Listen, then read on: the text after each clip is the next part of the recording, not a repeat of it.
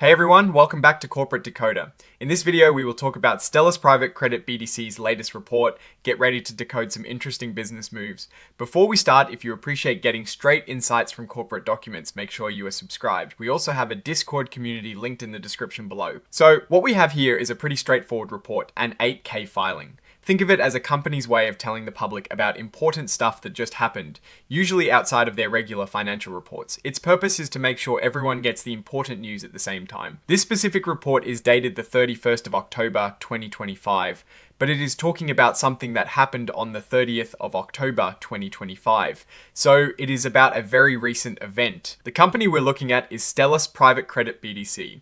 BDC stands for Business Development Company. Essentially, these are companies that invest in small to medium-sized businesses, often providing them with loans or even buying stakes in them. They tend to focus on companies that might not be big enough or stable enough for traditional banks to lend to. Stellus Private Credit BDC is incorporated in Delaware, which is pretty common for many US companies because of the state's business-friendly laws. And this number here, 87 to 6,878,660, is their IRS employer identification number.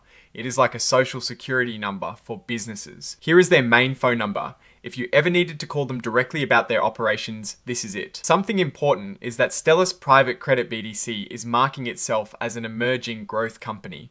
This means they get to follow some slightly less strict rules for reporting, at least for a while.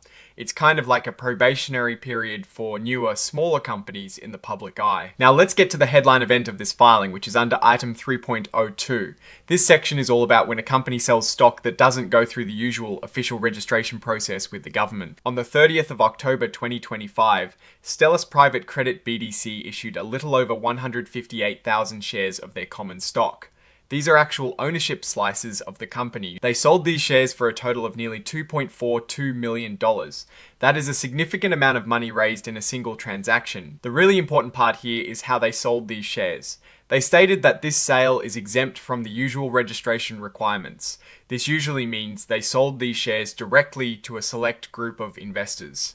Often institutional investors or accredited individuals who are deemed sophisticated enough to understand the risks without all the public disclosures. Section 4, Art 2 of the Securities Act of 1933 is a common exemption for private placements, meaning they didn't offer these shares to the general public.